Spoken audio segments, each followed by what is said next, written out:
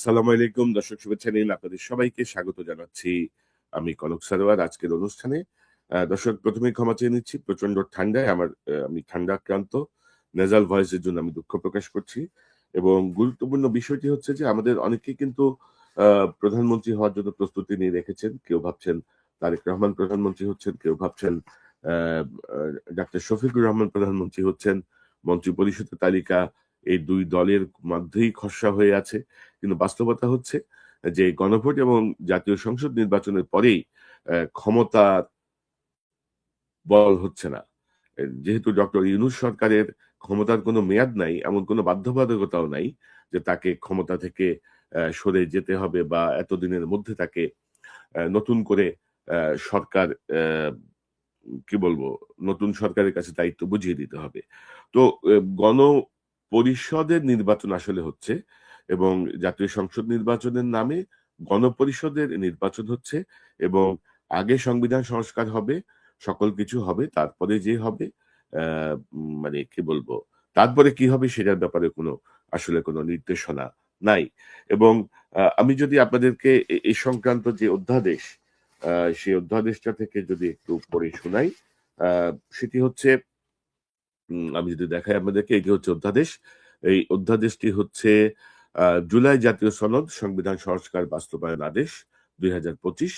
এটি ১৩ই নভেম্বর ২০২৫ সালের জারি করা রাষ্ট্রপতির অধ্যাদেশ এবং এই অধ্যাদেশের ৪ নাম্বার পেজটা গুরুত্বপূর্ণ। ৪, ৫, ৬।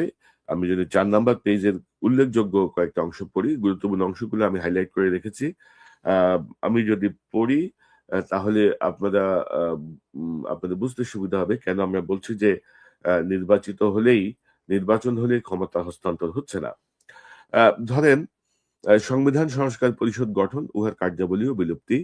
গণভোটে উপস্থাপিত প্রশ্নের উত্তরে প্রদত্ত সংখ্যাগরিষ্ঠ ভোট হাসূচক হইলে এই আদেশ জারির আ অব্যবহিত পরে অর্থাৎ জাতীয় সংসদ নির্বাচনে নির্বাচিত প্রতিনিধিদের সমন্বয়ে একটি সংবিধান সংস্কার পরিষদ গঠন হবে, আ যা সংবিধান সংস্কার বিষয়ে সকল ক্ষমতা প্রয়োগ করতে পারবে এবং আ উক্ত নির্বাচনের যারা নির্বাচিত হবেন তারা একই সঙ্গে সংসদ সদস্য এবং একই সঙ্গে সংবিধান সংস্কার পরিষদের সদস্য হিসেবে দায়িত্ব পালন করবেন। অর্থাৎ অতীতে যেটাকে গণপরিষদ বলা হচ্ছিল, গণপরিষদের দ্বারা সংবিধান প্রণয়ন হয়। এখানে এটি হচ্ছে সংবিধান সংস্কার পরিষদের সদস্য, অর্থাৎ এমপিরাই সংবিধান সংস্কার পরিষদের সদস্য। পরিষদ উহার প্রথম অধিবেশন শুরুর তারিখ হইতে ১৮০ কার্য দিবস, দর্শক, ১৮০ দিন না, ১৮০ কার্য দিবস। ১৮০ কার্য দিবস মানে আপনারা জানেন যে বাংলাদেশে ২৬ দিনে হয় ১ মাস। অর্থাৎ ২৬ কার্য দিবসে এর মধ্যে ঈদের ছুটি, পূজার ছুটি, এই ছুটি, ওই ছুটি মিলিয়ে এই ১৮০ কার্য দিবস যে কত দিবসে যে শেষ হয় সেটি বলা মুশকিল। তো এবং এই ১৮০ কার্য দিবসের কথা বলা হলেও যতদিনই লাগে অনির্বাচিত ডক্টর ইউনূসের মুরুব্বি সরকারি ক্ষমতায় থাকবে, এই ব্যাপারটি মোটামুটি নিশ্চিত।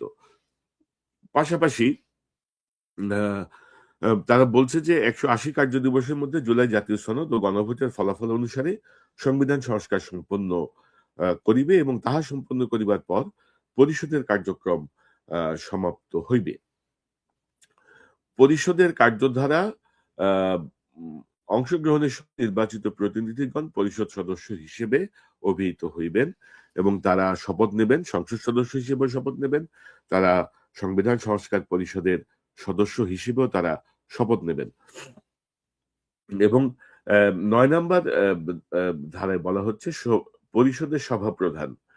পরিষদের ১ম অধিবেশনের ১ম বৈঠকে পরিষদ সদস্যগণ ইহার সভাপ্রধান ও উপসভাপ্রধান নির্বাচন করিবে। যেটি নরমালি ছিল যে উম আ সংখ্যাগরিষ্ঠ দলের নির্বাচিতদের মধ্য থেকে একজনকে সংসদ নেতা, একজন সংসদ উপনেতা নির্বাচন করা। সংসদ নেতা যিনি তিনি আ উম প্রধানমন্ত্রী হিসেবে শপথ নেন। এবং ১ম অধিবেশনে সাধারণত বিরোধী দলের নেতাও নির্বাচন করা হয়। এবং আ এই সভাপ্রধান এবং উপসভাপ্রধান তারাই আসলে অ্যাম এ কার্যপ্রণালী বিধি অনুযায়ী এ এ এই সংস্কার পরিষদের কার্যক্রম পরিচালনা করবেন। দুঃখিত। এবং আমি যদি ৫ নাম্বার পেজে যাই, ৫ নাম্বার পেজে বলা হচ্ছে যে আ অর্থাৎ গণভোট এবং জাতীয় সংসদ নির্বাচনের ফলাফল ঘোষণা হওয়ার ৩০ পঞ্জিকা দিবসের মধ্যে অর্থাৎ ওই সেই ৩০ কার্য দিবসের মধ্যে আ জাতীয় সংসদের ১ম অধিবেশন আহ্বান করা হইবে। অনুরূপ পদ্ধতিতে পরিষদের ১ম অধিবেশন আহ্বান করা হইবে। অর্থাৎ এখানে ধরেন ৩০ দিন নাই। ৩০ দিন মানে ধরেন প্রায় ১.৫ মাসের মতো নাই ধরে রাখেন। এবং পরিষদ আ মানে ৬০ জন থাকলে কোরাম হবে, আ এই জাতীয় কথা বলা হচ্ছে এবং পরিষদের আ উম আ পরিষদের কোন কার্যধারার বৈধতা এবং পরিষদ সদস্যদের বিশেষ অধিকার ও দায়মুক্তি জাতীয় সংসদ ও সংসদ সদস্যদের অনুরূপ হইবে। অর্থাৎ তাদের এক ধরনের ইন্ডেমনিটি দেওয়া হয়েছে, তাদের দায়মুক্তি।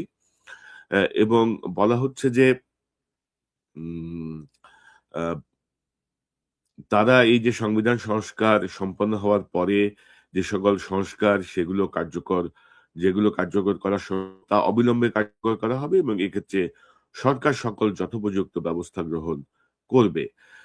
পাশাপাশি এখানে বলা হচ্ছে যে উম উচ্চকক্ষ গঠন করা হবে এবং উচ্চকক্ষ কিভাবে গঠন করা হবে অ্যা সে ব্যাপারে মানে নিম্নকক্ষের নির্বাচনে প্রাপ্ত ভোটের সংখ্যানুপাতিক প্রতিনিধিত্ব আ প্রপোর্শনাল রিপ্রেজেন্টেশন পিআর পদ্ধতিতে তারা একটা উচ্চকক্ষ গঠন করবে এবং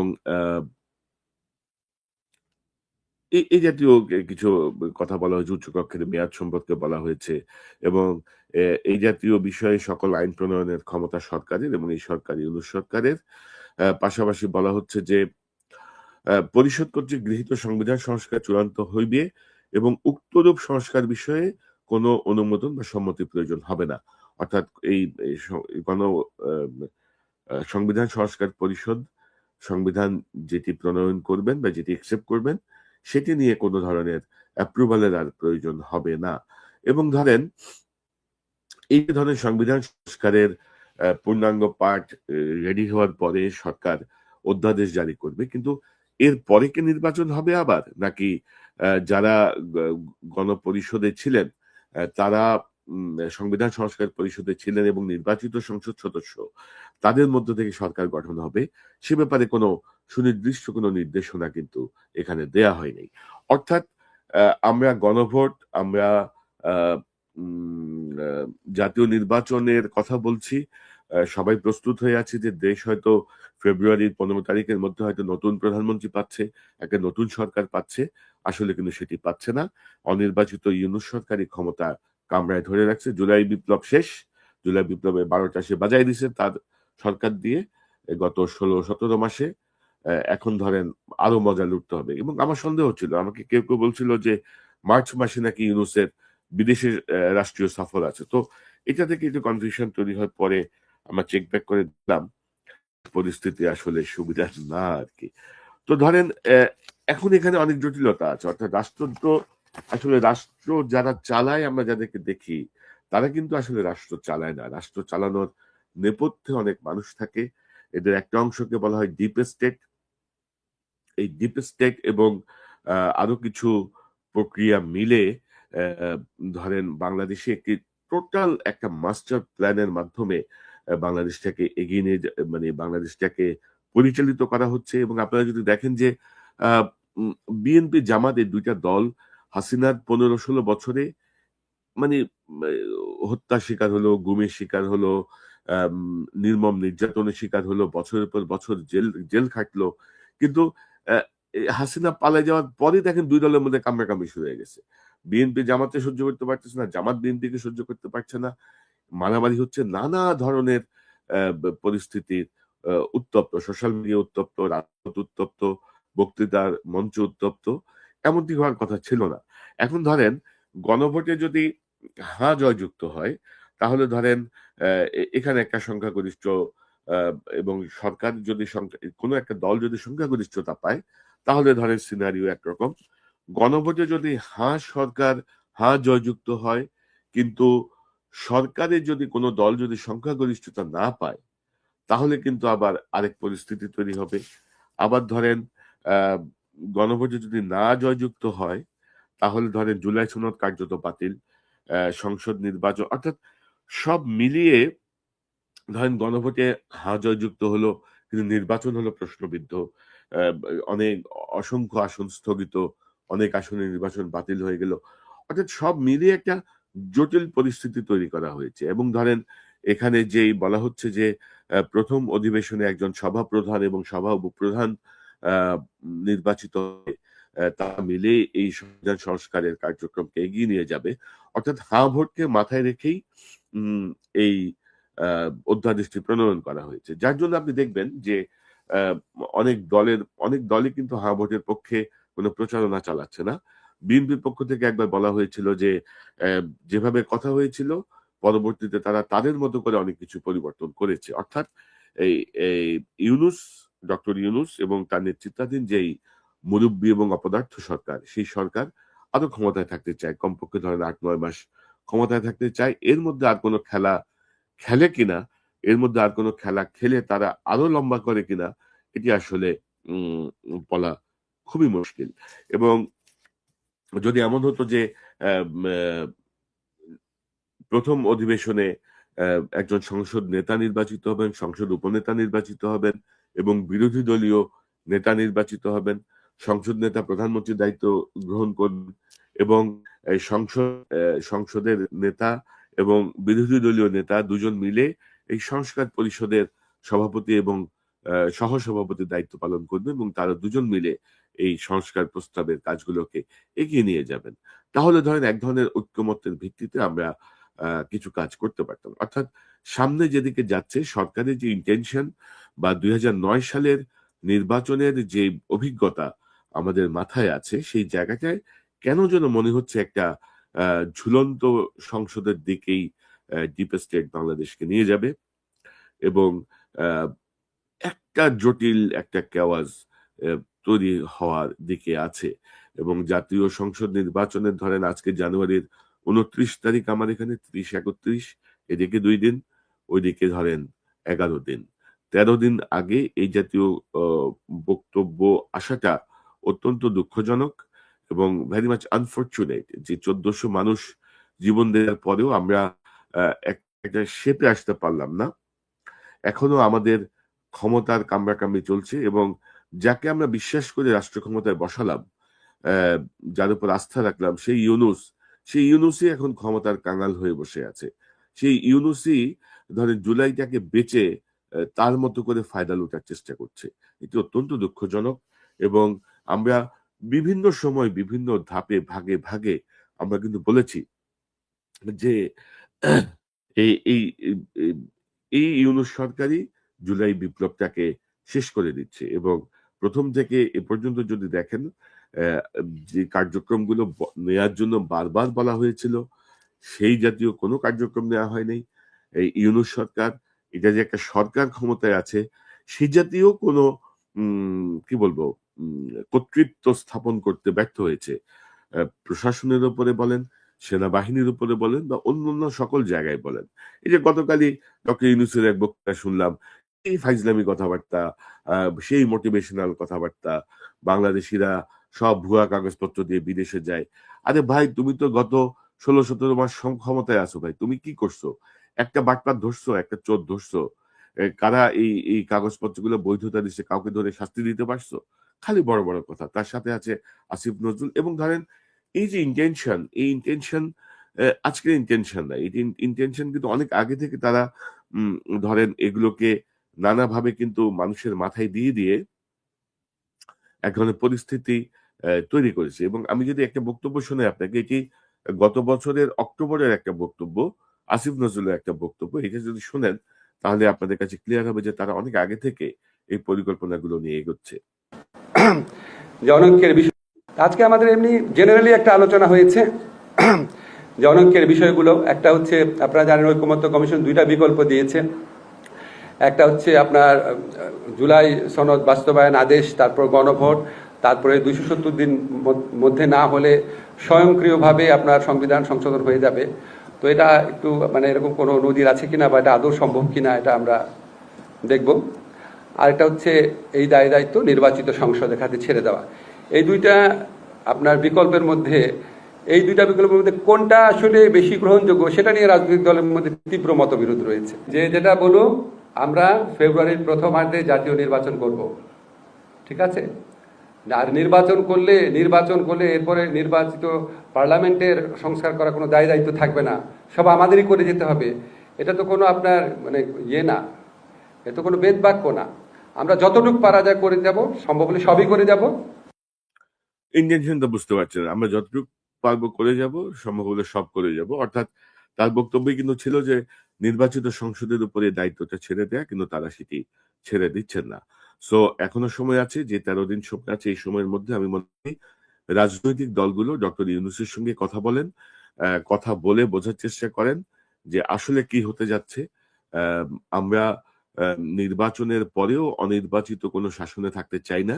বিশেষত গত 16-17 মাস আমাদেরকে শাসনের যেই রূপ দেখানো হয়েছে, শাসনের যে চেহারা আমরা দেখেছি, ডক্টর ইউনূসের কিছু মোটিভেশনাল স্পিচ ছাড়া সকল জায়গায় যে ব্যর্থতা, এবং ইকোনমিক ক্ষেত্রে আমি যদি বলি, প্রবাসীদের রেমিটেন্স ছাড়া তেমন কোনো বড় সাফল্য নাই।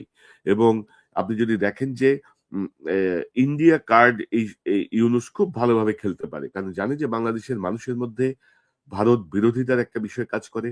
ভারতের দ্বারা নিষ্পেষিত হয়ে হাসিনার প্রতি ভারতের যে আনুকূল্য, যে প্রভাব ছিল, সেই কারণে ভারতের প্রতি মানুষের যেই ক্ষোভ, সেই জায়গাটি আপনি যদি দেখেন, ইউনূস যেদিন দায়িত্ব নিতে বাংলাদেশে ফিরেছে, সেদিন বলেছে 7 সিস্টার নিয়ে একটা কথা। এই যে গত কয়েকদিন আগে ইকোনমিক জোন বাতিল করে দিয়েছে, সীতাকুণ্ড এলাকায় ভারতের যে ইকোনমিক জোন হাসিনা অনুমোদন করেছিল, এগুলো সব কৌশল। পাশাপাশি ধরেন আপনি বিশ্বকাপ ক্রিকেট থেকে ছিটকে পড়লেন, আপনি নেগোশিয়েট করতে পারলেন না। অর্থাৎ মানে আমি ভাত খাবো না বলে না খাওয়াটা একরকম বিষয়, কিন্তু এটাও ধরেন এক ধরনের গেম আর কি, যে আমরা ভারতের বিরুদ্ধে কঠোর অবস্থানে যে আমরা বিশ্বকাপে খেলি নাই, এটা কোনো কথা না। আপনি এত ইন্টারন্যাশনাল কি বলবো কানেকশন, আপনার এত কিছু, আপনার এত হোমতম, আপনি কেন আন্তর্জাতিকভাবে এই বিষয়টা সমাধান করতে পারলেন না? কেন আপনি সিদ্ধান্ত দিয়ে দিলেন যে আমরা যাব না, আমরা করব না? তো ক্ষতিগ্রস্ত হলো কে? আখেরে এটাও কিন্তু এক ধরনের ভারত বিরোধী ট্রাম্প কার্ড এই ইউনূস সরকার বাংলাদেশের জনগণকে ঘোল খাওয়ানোর জন্য ব্যবহার করছে। তো আমি বিএনপি, জামাত সহ জাতীয় নেতা আছেন, তাদেরকে বলবো, এবং আমি খুব অবাক হই যে ধরেন বিএনপির এত বিশাল বিশাল পণ্ডিত, এক একজনের যে বডি ল্যাঙ্গুয়েজ, কি হোমতম, কি ভাবসাব, কেউ কিছু বুঝলো না যে ইউনূস সরকার কিভাবে তাদেরকে ঘোল খাওয়াবে। জামাতের তো ধরেন চিকন বুদ্ধির নেতাদের, তো জামাতের টের পাইল না যে ইউনূস সরকার এই অধ্যাদেশের মাধ্যমে জুলাই সনদ বাস্তবায়ন এবং সংবিধান সংস্কারের মাধ্যমে গেড়ে বসতেছে আরো বেশ কিছুদিনের জন্য, দীর্ঘদিনের জন্য। আমার মনে হয় যে এখনই কথা বলতে হবে, নির্বাচনের আগেই প্রয়োজনে এই অধ্যাদেশ সংশোধন করেন, বাতিল করেন, বা নতুন ভাবে এই অধ্যাদেশে কিছু সংশোধন এনে এই সভাপ্রধান, সভা উপপ্রধান, এসব ঘোড়ার ডিম দিয়ে হবে না। অনির্বাচিত সরকার একদিনও ক্ষমতায় থাকবে না, এবং আহ উম আহ নির্বাচনের পরে এই সংবিধান সংস্কার পরিষদ, সংসদ একই সঙ্গে হবে, বাট নতুন সরকারও হবে, নতুন সরকারের অধীনেই সকল কিছু পরিচালিত হবে। কারণ আমরা আশা করি হাঁ জয়যুক্ত হবে, এবং হাঁ জয়যুক্ত হলে এখানে এটি পরিবর্তন বা এটি না করে কোনো সরকারের পক্ষেই আসলে থাকা মুশকিল হবে। আর যেহেতু ছাত্র জনতা, জনগণ সতর্ক পদক্ষেপে আছে, এবং ইনফ্যাক্ট এই জুলাই বিপ্লব বা হাসিনাকে হটানোর জন্য ছাত্র জনতার পাশেই বিএনপি, আওয়ামী লীগ সহ অন্যান্য রাজনৈতিক দলেরও কি অবদান কম? সবাই মিলেই তো এই প্রচেষ্টা। তো সেই জায়গাটায় অনির্বাচিত ইউনূসকে মাথার উপরে ছড়ি ঘুরাইতে দেওয়ার কোনো সুযোগ নাই। নির্বাচিত সরকার দায়িত্ব গ্রহণ করবে, এবং একই সঙ্গে তারা এই হাঁ জয়যুক্ত হবে আমরা আশা করছি। সেই অনুযায়ী সংবিধানে বিতর্কের মাধ্যমে সংবিধান সংস্কার করে, তার গেজেট জারি করে সংবিধান সংশোধন করবে। আমরা সে প্রত্যাশা করি। রাজনৈতিক দলগুলোকে আহ্বান করব, আপনারা অত্যন্ত দ্রুত কার্যকর পদক্ষেপ নিন, না হলে ইউনূস গং বাংলাদেশের রাষ্ট্র ক্ষমতা থেকে বিদায় হবে না। কারণ তারা প্রোটোকলের মধ্যে পেয়ে গেছে, তারা তাদের আখের আরো গুছাতে চায়। এই প্রায় ৯০ বছরের কাছাকাছি বয়সেও আরো আখের গুছাতে চায়। এই বয়স্করা এত লোভী হতে পারে, এত ধূর্ত হতে পারে, আমি আমি আমার হিসেবে আসলে বুঝি না যে তারা কি করতে চাচ্ছে, কেন করতে চাচ্ছে? কেন এই ছাত্র জনতার এই রক্তের উপর দিয়ে তাদের লোভের বাস্তবায়ন তারা করতে চাচ্ছে? তো দর্শক, এই পর্যন্তই। আমরা দেখি রাজনৈতিক দলগুলো কি করে, কি পরিস্থিতির দিকে যায়। আম আমরা পর্যবেক্ষণে রাখছি। নিশ্চয়ই আমরা পরবর্তী সময়ে আবার এই বিষয়গুলো নিয়ে কথা বলবো। আ আজ এ পর্যন্তই। দর্শক ভালো থাকুন। এই চ্যানেলটি সাবস্ক্রাইব করে আমার পাশে থাকুন। এই চ্যানেলের মেম্বারশিপ নিয়ে আমাদের পাশে থাকুন। আবারও দেখা হবে ইনশাআল্লাহ। আসসালামু আলাইকুম।